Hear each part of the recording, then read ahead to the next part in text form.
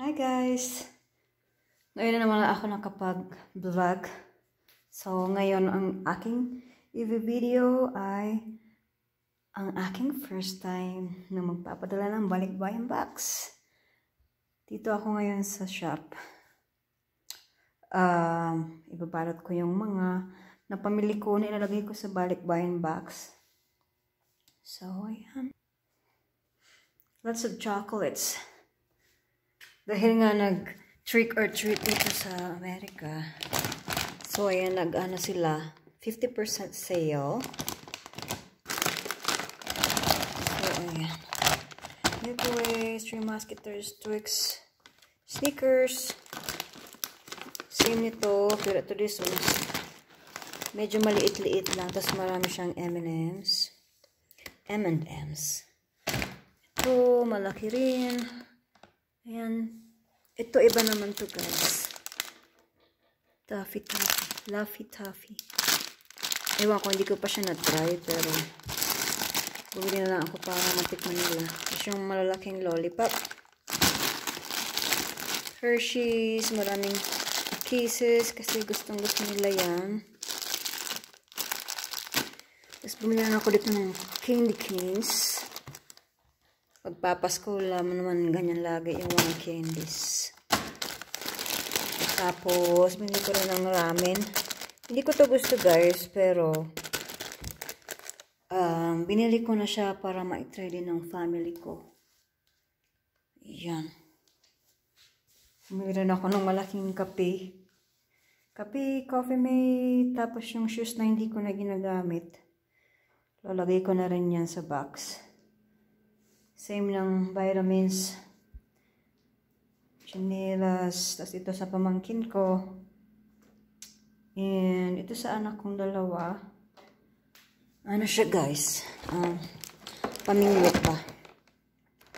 Ayan, meron na siyang mga uod-uod sa hook niya. Ayan. Tapos meron mga palitaw, na bola, ganyan. Kasi gusto yan ng bunso ko. So, dalawa yan.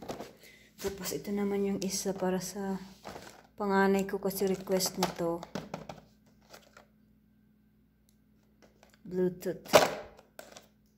Tapos, sa kapatid ko ito, plancha sa buhok. Mga pens, ballpen.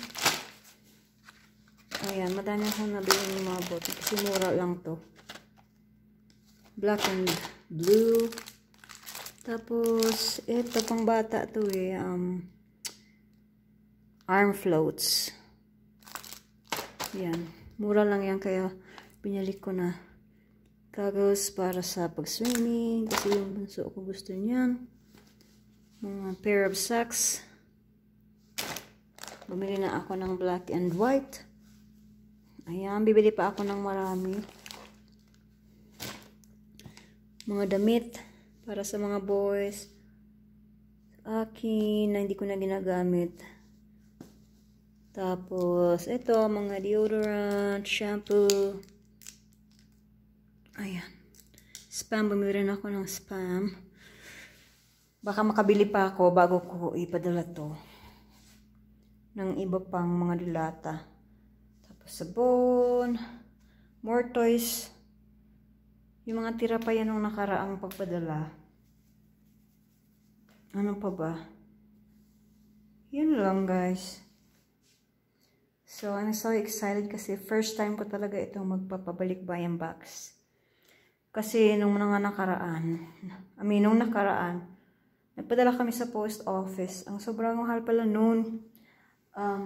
Maliban sa pagbayad namin dito, nagbayad pa sila doon sa Pilipinas. So, ngayon, nakilala ko tong Filipina dito sa may sa amin. Sabi niya nagbabalik-bayan box siya. So, bumili ako ng 2 box. Actually, 2 siya. Ito, ganito kalaki. So, ito pa yung isa. Sa pang pupunuin. Pero ngayon, ito na muna yung pupunuin kong isa. Tapos babalot ko ng scotch tape or packing tape para hindi mabutas. So, we're guys. So excited.